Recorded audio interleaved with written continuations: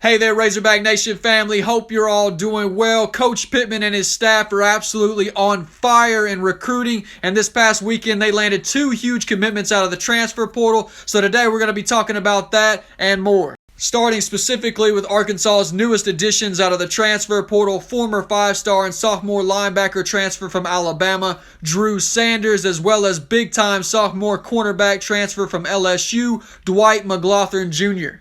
Now, when I say the acquisition of these two players is huge, that's really an understatement. These are two players at two positions of obvious need for the Razorbacks that can come in and make an immediate impact on the field.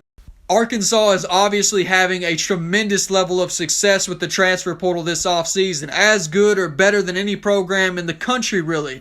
But something else that's awesome about the players that they're specifically bringing in that's perhaps overlooked to some degree is that they're all sophomores or younger. So as good as the players are right now, they still have 2 to 3 plus years to continue to grow and develop and become even better players for the Razorbacks.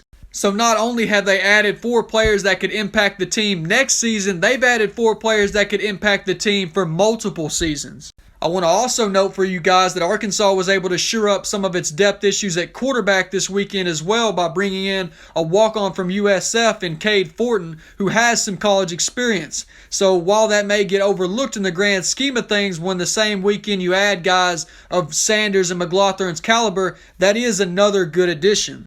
If you've watched my transfer portal wish list video, then you already know that Sanders and McGlothern were 2 of the 6 on that list. Some of the others being defensive tackle Jackson Player, who has since made the decision to understandably return home and play for his hometown Baylor Bears, and Jaleel Billingsley, who has made the decision to go play for Texas. The other 2 remaining on that list, which are still available, are Missouri transfer and freshman defensive tackle Mekhi Wingo, who I'd have to say is priority number 1 for the Hogs right now in the transfer portal, as well as freshman cornerback and Oklahoma transfer Latrell McCutcheon.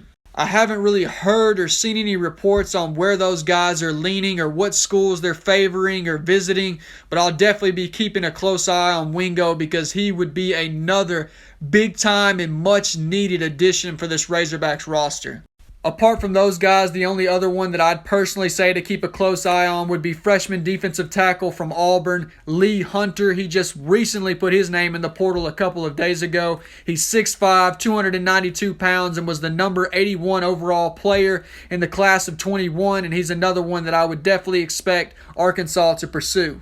Something else to keep in mind is that we are quickly approaching the enrollment deadline set for January 24th, but also keep in mind that 3 of Arkansas's biggest additions last season in John Ridgway, Markel Utsey, and Trey Williams did not join the team until fall, so that deadline does not necessarily mean that Arkansas will be done adding players this offseason. And don't think it's just in the transfer portal that Coach Pittman and his staff are making major moves, because they're a couple of commitments away from being ranked in the top 5 nationally in the 2023 recruiting class. And although it's very early in the process, I can't personally remember the last time they got off to such a hot start in any recruiting class.